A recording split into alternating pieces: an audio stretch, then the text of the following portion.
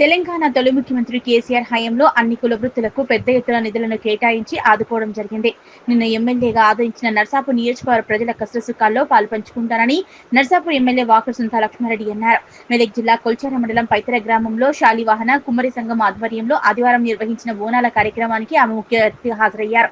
BRS youth icon Ravi Teja Reddy ఇంటి నుంచి డప్పు చప్పుల్లో నృత్య ప్రదర్శన మధ్య ఎమ్మెల్యేకు ఘన స్వాగతం పలికారు. ఈ సందర్భంగా ఎమ్మెల్యే సుంతా లక్ష్మారెడ్డి మాట్లాడుతూ బోనాలు తీసే ప్రాంతంలో కుమ్మరి సంఘం భవన నిర్మాణానికి నిధులు మంజూరు చేయాలని కుమ్మరి సంఘం ప్రతినిధులు తన దృష్టికి తెచ్చారని తమ సాయశక్తుల కృషి చేస్తారని హామీ ఇచ్చారు. అలాగే ప్రజలంతా సుఖ సంతోషాలతో ఉండాలని ఎల్లవేళలా ప్రజలకు అందుబాటులో ఉండి కష్ట సుఖాల్లో పాల్పంచుకుంటానన్నారు.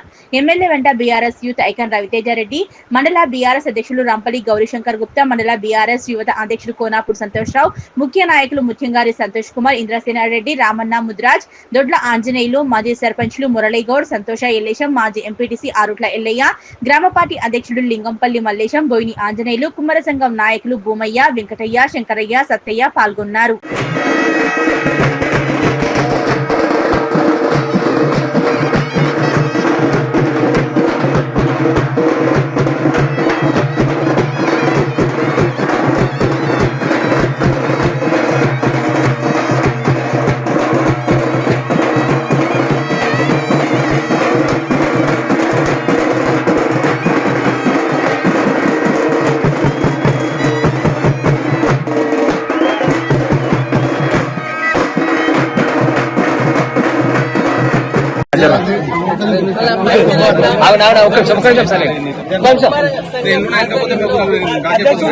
పెద్ద ఎత్తున బోనాల కార్యక్రమం నిర్వహించడం జరుగుతోంది.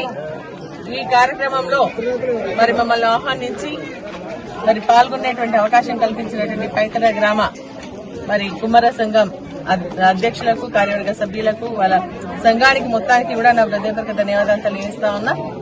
ఈ రోజు ఏంటంటే వారు పెద్ద ఎత్తున ఈ కార్యక్రమం నిర్వహిస్తూ మరి ఈ కార్యక్రమంలో మీరు వస్తే బాగుంటుంది అని చెప్పేసి నన్ను ఆహ్వానించి ఘనంగా సన్మానించి వారి కుటుంబ సభ్యులాగా నన్ను ఆదరించడం జరిగింది. వారికి సదా కృతజ్ఞత ఉంటారని చెప్పేసి కూడా నేను తెలియజేస్తూ, వారు ఈ స్థలంలో ఎక్కడైతే ఇక్కడ బోనాలు చేస్తా ఉన్నారో ఆ స్థలంలో మాకు కుమార సంఘానికి సంబంధించి ఒక భవనం నిర్మిస్తే బాగుంటది, మేమందరం కూడా చిన్న చిన్న మీటింగ్లు పెట్టుకుంటే మరి అవకాశం లేకుండా ఉంది, ఎక్కడెక్కడో కూర్చొని మరి చేస్తా ఉన్నాం అని చెప్పేసి చెప్తాను.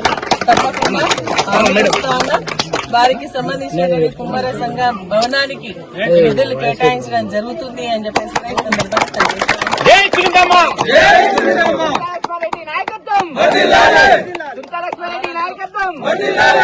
ఇంతకు ముందు కూడా మనం చూసుకున్నట్టయితే కేసీఆర్ గారి నాయకత్వంలో వాళ్ళ కుల వృత్తులకు సంబంధించి మరి వారి పెద్ద ఎత్తున నిధులు కేటాయిస్తే అందరూ కూడా ఆదుకోవడం జరిగింది.